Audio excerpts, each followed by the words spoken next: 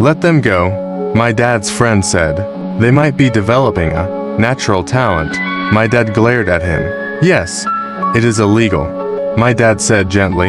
But you boys have shown great creativity and original thought. Keep going. I'm really proud of you. Disappointed, Mike and I sat in silence for about 20 minutes before we began cleaning up our mess. The business was over on opening day. Sweeping the powder up, I looked at Mike and said, I guess Jimmy and his friends are right. We are poor. My father was just leaving as I said that. Boys, he said, you're only poor if you give up.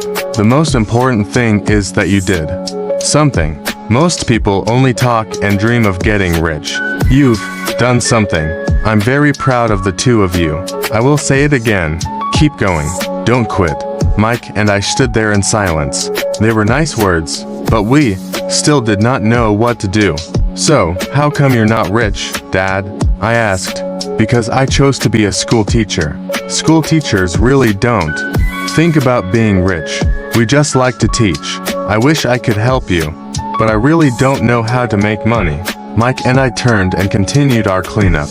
I know, said my dad. If you boys want to learn how to be rich, don't ask me. Talk to your dad.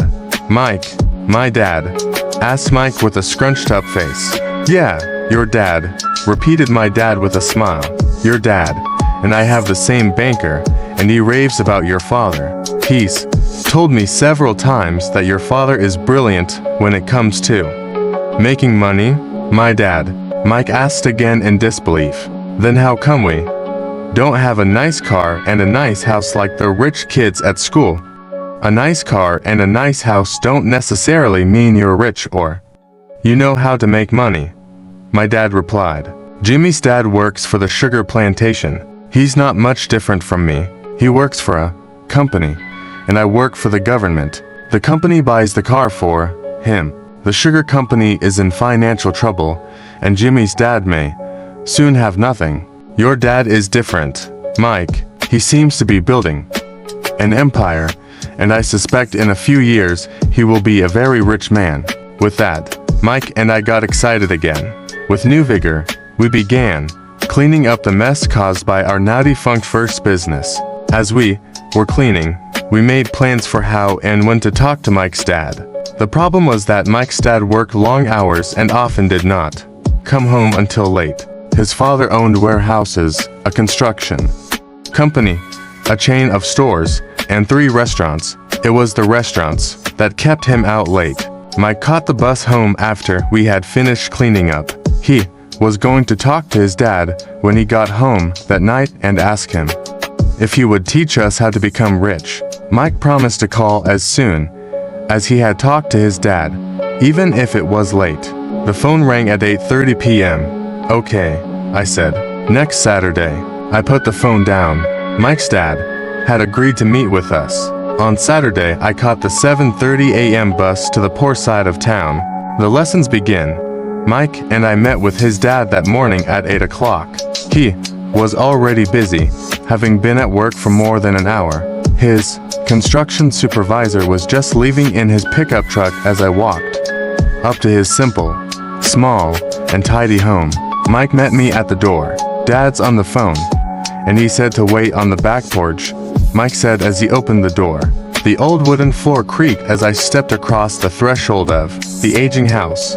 There was a cheap mat just inside the door. The mat was there to hide the years of wear from countless footsteps that the floor had supported.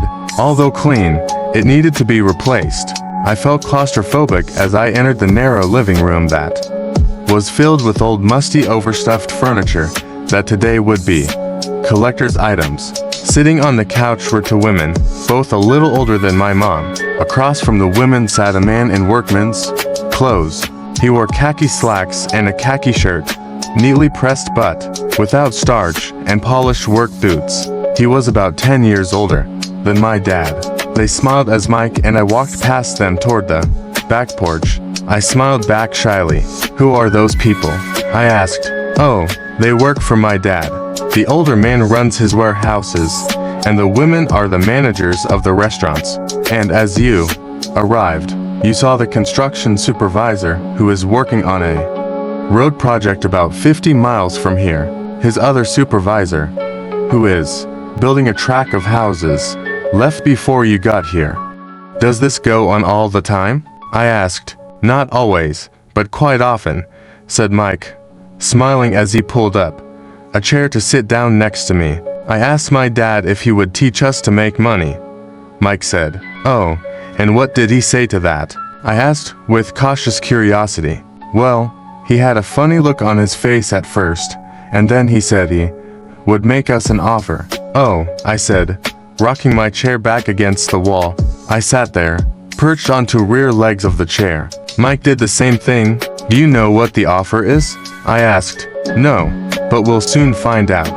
Suddenly, Mike's dad burst through the rickety screen door and onto the porch. Mike and I jumped to our feet, not out of respect, but because we were startled. Ready, boys? He asked as he pulled up a chair to sit down with us. We nodded our heads as we pulled our chairs away from the wall to sit in front of him.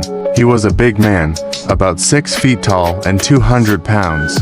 My dad was taller, about the same weight, and 5 years older than Mike's dad. They sort of looked alike, though not of the same ethnic makeup. Maybe their energy was similar.